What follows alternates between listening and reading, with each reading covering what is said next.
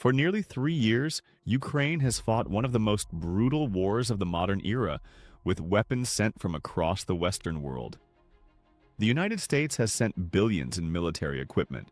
Germany has contributed tanks and air defense systems.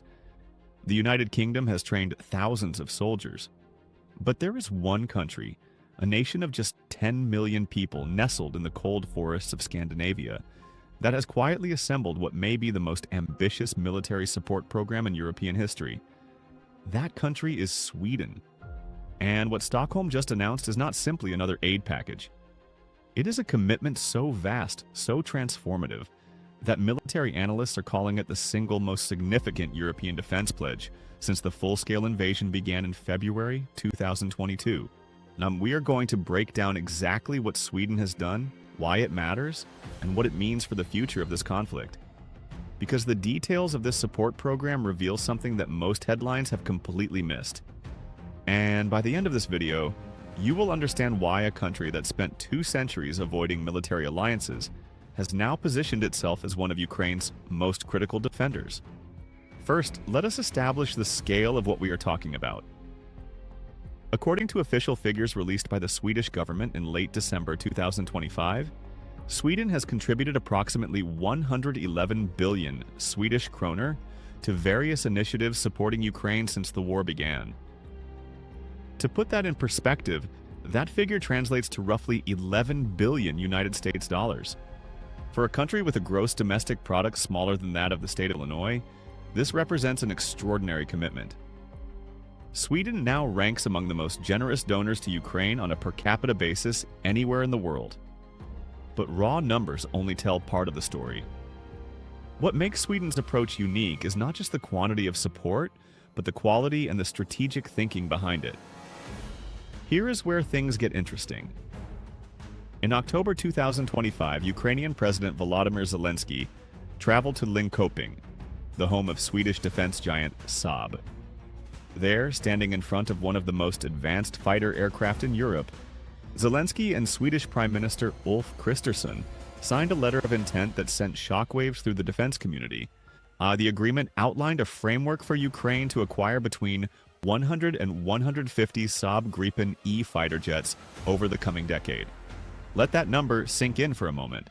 150 advanced multi-role fighters. If fully realized, this single deal would make Ukraine the largest operator of Gripen E aircraft in the world. It would give Kyiv an air force larger and more capable than most North Atlantic Treaty Organization members possess. And it would fundamentally reshape the balance of power in Eastern European skies for a generation. The Gripen E is not some outdated surplus aircraft being cleared from Swedish warehouses. This is Sweden's most advanced fighter, a platform that only entered Swedish Air Force service in late 2025. It features an advanced electronically scanned array radar, a sophisticated electronic warfare systems, and the ability to carry some of the most advanced air-to-air missiles in Western arsenals. Crucially for Ukraine's circumstances, the Gripen was designed from the ground up for dispersed operations. Swedish military doctrine has always assumed that in a conflict with Russia, permanent air bases would be destroyed in the opening hours. So the Gripen was engineered to operate from short road strips, to be maintained by small crews with minimal equipment, and to get back into the fight faster than almost any comparable aircraft. For a Ukrainian Air Force that has spent 3 years operating under constant missile and drone attack, hiding aircraft in improvised shelters and dispersing across dozens of locations to survive, the Gripen's design philosophy is not just convenient. It is potentially life-saving. Now, you might be thinking that a letter of intent is not the same as a signed contract, and you would be correct. Swedish officials have been careful to describe this as the beginning of a long process, not a done deal. Prime Minister Kristersson himself acknowledged that deliveries of new-build Gripen E aircraft would not begin for approximately 3 years after a final contract is signed. The financing mechanisms remain under discussion, with options including Ukrainian payments, Swedish military assistance funds, multilateral support, and potentially even frozen Russian assets. But here is what skeptics often miss. Sweden is not simply promising aircraft sometime in the distant future. The conversation has already moved to practical implementation. In early November 2025, Ukrainian Prime Minister Denis Shmyhal announced that Ukraine and Sweden had agreed to begin localizing Gripen production on Ukrainian territory, with plans to establish significant domestic manufacturing capability by 2033. This is not a donation of surplus equipment. This is an industrial partnership that would see Ukraine become a producer of advanced fighter aircraft. We will come back to why that industrial dimension matters so much.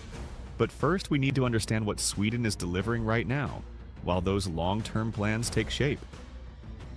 The immediate impact of Swedish support is perhaps best illustrated by a single weapon system that has become legendary among Ukrainian artillery crews. The Archer self-propelled howitzer, officially designated the Field Howitzer 77 BWL-52, and represents everything that makes Swedish military engineering distinctive. It is a fully automated 155mm artillery system, mounted on a modified Volvo all-terrain hauler. A crew of just 3 to 4 soldiers can operate it entirely from inside an armored cabin. The gun loads itself, aims itself, and fires with minimal human intervention. Most importantly, it can execute what military planners call shoot and scoot tactics faster than almost any comparable system in existence. In the counter-battery environment of the Ukrainian front, where Russian forces have deployed thousands of reconnaissance drones searching for artillery positions, the ability to fire and relocate within minutes is not a luxury, it is survival.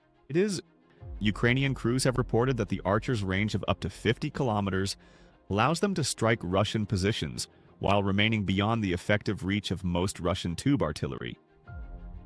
The system's automated operation means crews spend far less time exposed outside the vehicle, reducing their vulnerability to drone strikes and counter-battery fire. As of early January 2026, Swedish authorities confirmed that 26 Archer systems had been delivered to Ukraine out of a planned total of 44. That might not sound like a large number compared to the hundreds of artillery pieces Ukraine operates. But these are not ordinary howitzers. Each Archer represents a qualitative leap in capability. Ukrainian brigades operating Archers, including the 43rd and 45th Artillery Brigades on the southern front, have documented multiple successful strikes against Russian self-propelled artillery systems, armored vehicles, and logistics concentrations. The Swedish government's 20th military support package, announced in September 2025 and valued at approximately 9.2 billion Swedish kroner, included procurement of 18 additional Archer systems along with substantial quantities of 155mm ammunition. Combined with previous announcements, this brings the total number of newly manufactured Archers being procured for Ukraine to 36, all to be built on modern Rheinmetall platforms with deliveries beginning in 2026. And Sweden is not stopping there. The same package allocated funding for long-range drones, coastal surveillance radar systems, diving equipment, and upgrades to air defense capabilities. The breadth of this support reflects a sophisticated understanding of what Ukraine actually needs, not simply what happens to be available in Swedish warehouses. This brings us to the announcement that dropped just days ago and explains why we are making this video now. On February 3, 2026, Sweden and Denmark jointly announced the procurement of mobile anti-aircraft artillery systems, worth approximately 245 million euros for Ukraine. The centerpiece of this package is the TRIDON Mark II, a newly developed Swedish air defense system specifically designed to counter the threat that has caused Ukraine more suffering than perhaps any other in this conflict: drones and cruise missiles. Swedish Defense Minister Pål Jonson, speaking in Gothenburg, described the TRIDON as a platform capable of engaging cruise missiles and long-range strike drones. This is a capability Ukraine desperately needs. Russia has increasingly relied on mass drone and missile attacks against Ukrainian cities and energy infrastructure. The brutal winter of 2025 into 2026 has seen temperatures plunge below -14 degrees Celsius, while millions of Ukrainians struggle with electricity blackouts caused by systematic Russian strikes on power generation facilities. Now, the TRIDON system was developed at what Swedish officials described as record pace, with adaptations made based on battlefield lessons from the ongoing conflict. It features the Bofors 40mm gun, a weapon system with a 90-year pedigree that has been continuously updated for modern threats, combined with Saab's Giraffe 1X radar system for target acquisition.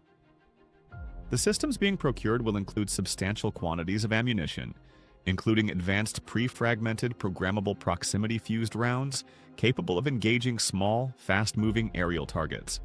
According to the defense ministers involved, the combined Swedish and Danish contribution will be sufficient for Ukraine to establish an entire air defense battalion.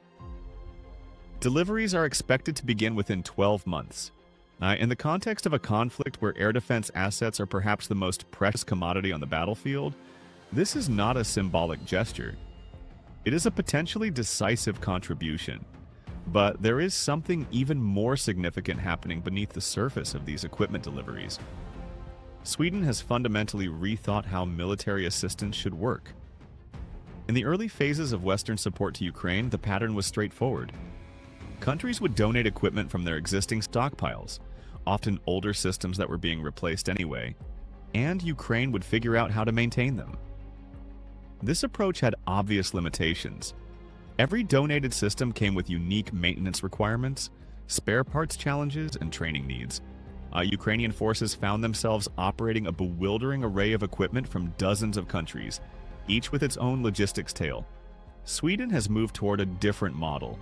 Rather than simply donating whatever happens to be available, Stockholm is increasingly procuring newly manufactured equipment specifically for Ukraine. The 18 additional Archer howitzers in the 20th support package are not being pulled from Swedish army units. They are being built new on modern chassis by Swedish and European defense industries. This approach has several advantages. It keeps Swedish defense industrial capacity running at high tempo, building skills and maintaining production lines that might otherwise atrophy. It ensures Ukraine receives equipment in optimal condition with full documentation and proper support packages. And it creates sustainable supply chains that can continue as long as the conflict demands. The Swedish government has also allocated substantial funding for maintaining equipment already delivered. Over 500 million Swedish kroner in the 19th support package alone went towards spare parts, technical support, and barrel replacements for weapon systems already in Ukrainian service. This might seem like a mundane detail compared to the headline-grabbing fighter jet announcements. But any military professional will tell you that a weapon system is only as good as its maintenance infrastructure. A howitzer without spare barrels becomes an expensive roadblock. A fighter jet without access to replacement parts becomes an aluminum monument to broken promises. And Sweden has been particularly forward-thinking about what happens after the fighting stops. The agreement to localize Gripen production in Ukraine by 2033 is part of a broader industrial partnership that extends far beyond simple equipment transfers. Under this framework, Ukraine would not just receive Swedish aircraft, but would develop the capacity to manufacture, maintain, and potentially export them. This represents a fundamentally different vision of what military assistance can achieve, one that treats Ukraine not as a supplicant receiving charity, but as a future partner in European defense industry. The significance of this approach becomes clearer when you consider Sweden's recent history. For 2 centuries, from the end of the Napoleonic Wars until February 2022, Sweden maintained a policy of military non-alignment. Swedish neutrality was not passive. The country invested heavily in its own defense capabilities, precisely because it could not count on alliance commitments. Swedish defense industry developed sophisticated weapon systems because importing them would have compromised independence. The Gripen fighter, the Archer howitzer, the TRIDON air defense system, all of these emerged from a strategic culture that prioritized self-reliance. Russia's invasion of Ukraine shattered those assumptions. Within weeks of the full-scale attack, Sweden applied for membership in the North Atlantic Treaty Organization, ending 200 years of neutrality. Swedish public opinion shifted dramatically, even with support for alliance membership jumping from around 40% to over 50% almost overnight. The threat that had always been theoretical had suddenly become visceral. This context helps explain the intensity of Swedish support for Ukraine. Swedish policymakers understand, perhaps more clearly than many of their Western counterparts, that Ukraine's fight is not simply a regional conflict. It is a test of whether military aggression can succeed in modern Europe. If Russia prevails, the security assumptions that have underpinned Swedish prosperity and peace for generations would be fundamentally challenged. Supporting Ukraine is not charity, it is an investment in Sweden's own security.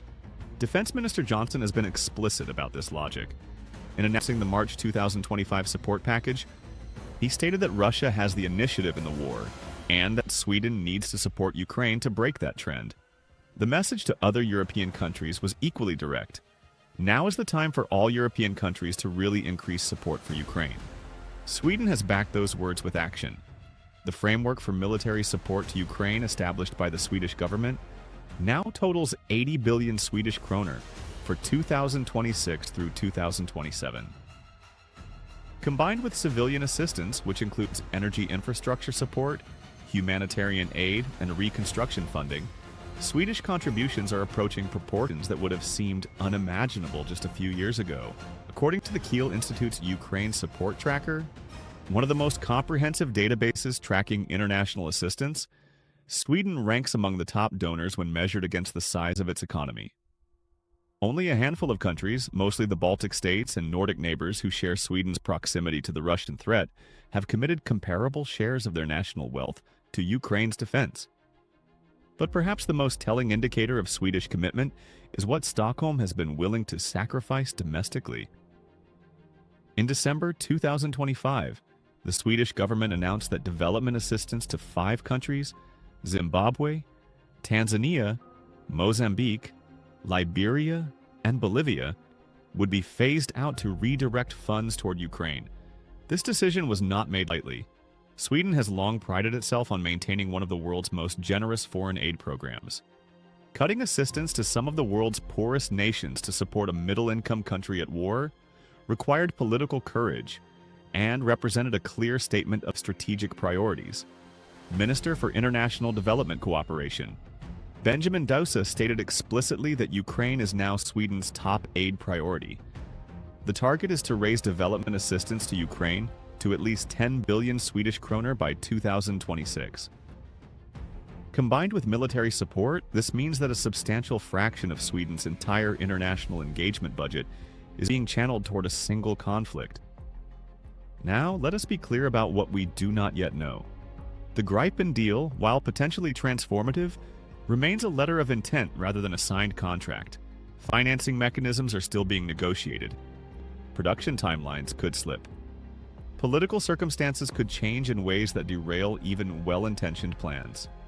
Similarly, while Sweden has delivered substantial quantities of equipment, the impact on battlefield outcomes is difficult to measure precisely. Ukraine operates equipment from dozens of countries. Russian forces continue to make territorial gains in some sectors, even as they suffer tremendous casualties. The war shows no signs of imminent resolution. What we can say with confidence is that Sweden has positioned itself as a long-term strategic partner for Ukraine in ways that extend far beyond emergency wartime assistance. The combination of immediate equipment deliveries, industrial partnerships, training programs, and institutional cooperation represents a comprehensive approach that few other countries have matched. There is one final dimension worth considering. Sweden's support for Ukraine carries risks that Swedish policymakers have clearly weighed and accepted. Russia has explicitly condemned Swedish military assistance and has made veiled threats about consequences. Swedish territory has experienced increased Russian surveillance and occasional airspace violations. The threat of Russian retaliation, whether through cyber attacks, sabotage, or other hybrid warfare techniques, is not hypothetical. Sweden's answer to these risks has been to double down. Defense budget has increased substantially, with military spending projected to reach 2.6% of gross domestic product by 2028, North Atlantic Treaty Organization membership. It be achieved after a difficult ratification process that saw delays from Turkey and Hungary, has anchored Sweden firmly within the Western alliance structure. And support for Ukraine has only intensified as the war has continued. The message from Stockholm is clear. Sweden will not be intimidated into abandoning Ukraine. The investments being made today are investments in a European security architecture where aggression fails and deterrence works. As we look toward the coming months, several developments bear watching.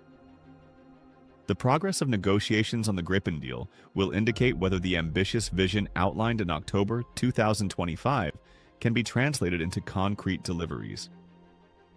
The effectiveness of newly delivered air defense systems, including the TRIDON platforms, will be tested against continued Russian strikes on Ukrainian infrastructure. And the broader question of whether European support can compensate for potential fluctuations in American assistance will become increasingly important. What is already certain is that Sweden has emerged as a pillar of Ukraine's defense. For a country that spent 2 centuries on the sidelines of European conflicts, this transformation is remarkable. For Ukraine, fighting for survival against a much larger adversary, Swedish support has provided not just weapons, but a model of what sustained, strategic partnership can look like. The biggest thing Sweden has done for Ukraine since the war started is not any single announcement or equipment delivery. It is the creation of a comprehensive framework for long-term defense cooperation that treats Ukraine as a future ally and partner, rather than simply a country in crisis. From fighter jets to artillery systems, from air defense batteries to industrial partnerships, Sweden is building the infrastructure for Ukrainian security that will last long after the current conflict ends. And in doing so, Stockholm is sending a message that extends far beyond the battlefields of eastern Ukraine.